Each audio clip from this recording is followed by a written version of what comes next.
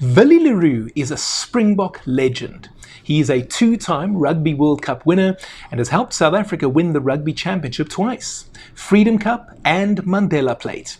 He has been a warrior for his country and is currently sitting on 98 test caps. But he is also 35 and cannot go on forever.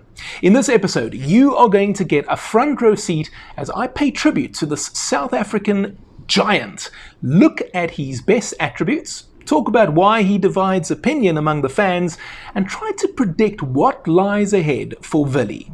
So Willie was born in Stellenbosch on the 18th of August 1989. That tells you he should have played for the Stormers, but after starring for Boland, he moved to Griquas, and then the Cheetahs is where he really made a name for himself. It led to a Springbok Test debut in 2013, and the rest is history. He burst onto the scene, I think it's fair to say, when he debuted in international rugby. We were all thrilled by his pace, creativity, passing and running ability. It really looked like we had a gem. But for me, his best attribute is his vision. He has that rarest of abilities to see what is going to happen next on the rugby field. This is something that Naas Botha possessed, an ability to read the game. Put another way, Willie is able to anticipate what is going to happen 2 passes or 2 moves or even 2 phases into the future. This gives him the uncanny skill of appearing in the right place at the right time, and more often than not, it results in a positive contribution like a line break, significant territorial gain, or a try. No wonder he has the most assists in the history of Springbok rugby. Willie Le Roux is our assists king. The TV cameras don't always pick this up, but Willie has been seen showing instructions or shouting instructions at his backline teammates. What is he doing here? He is organizing the attack. It's like having a coach on the field as part of the playing personnel. Now, as much as I love Damian Willemse and Aphelele Fassi, they don't do that in the way that Willie does. Their strengths lie elsewhere, and both men are ahead of Willie in the pecking order right now in any event.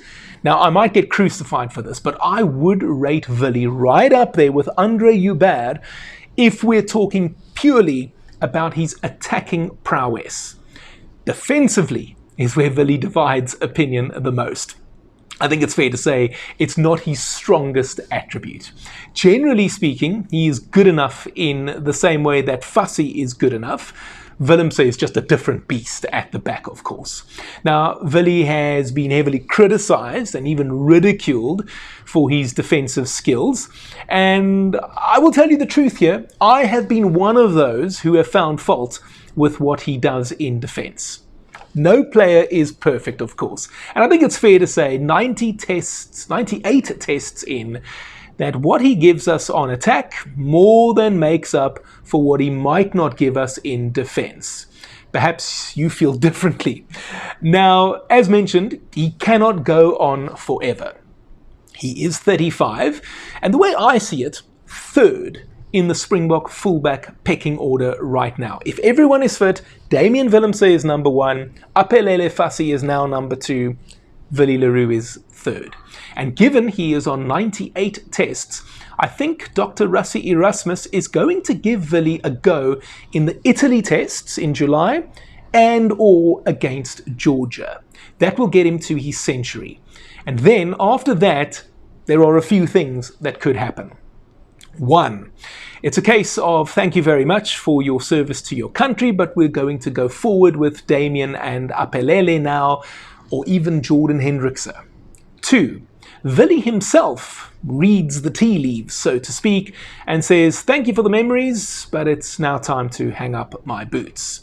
3, Willie decides he wants to do everything he can to keep playing with the 2027 Rugby World Cup in mind and goes for it. There's no guarantee that Doc continues to select him though. Now this is what I think will be the best scenario.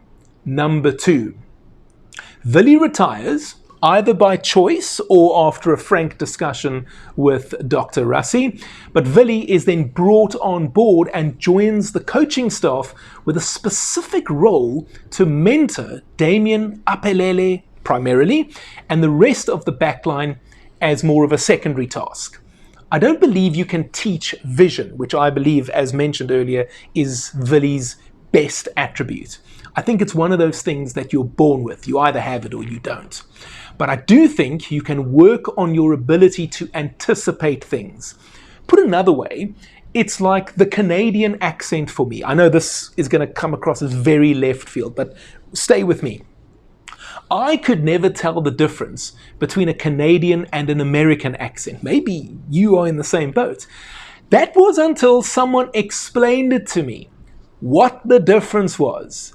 And once I had it explained to me, well, ever since then, I cannot unhear it. In the same way, I believe there are certain things our backline players maybe don't know to look out for, but Willie can teach them that. But what do you think? Let me know what your opinion is when it comes to Willie Le Roux.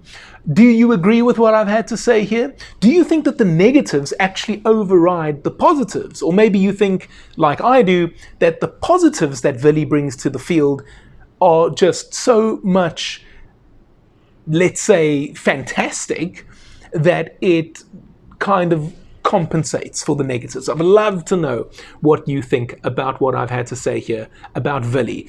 Maybe you think that 2025 is going to very much be a case of Willie Le Roux's last dance. Let me know in the comment section down below.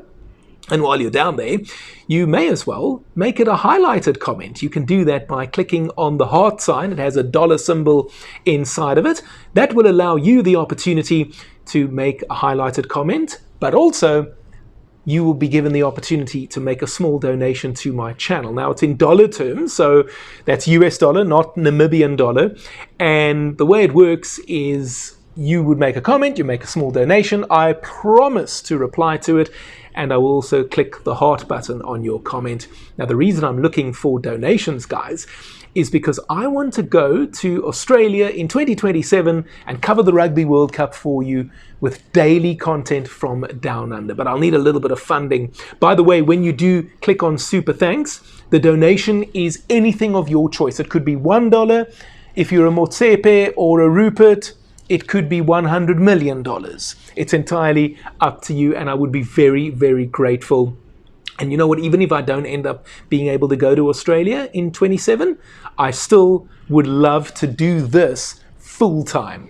Now, another way that you can help me, if you're not yet ready to do that, you can just click on the like button or crock roll the like button. You can also subscribe to this channel if you haven't already done so.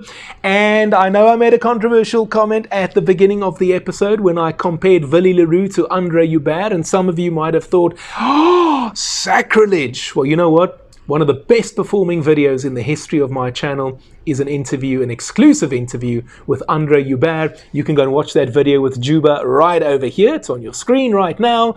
And also in the last episode I did, I asked the question if the current Springbok team is the greatest of all time. If you didn't check that out, it's on your screen over here. Go and have a look, and I look forward to speaking to you next time.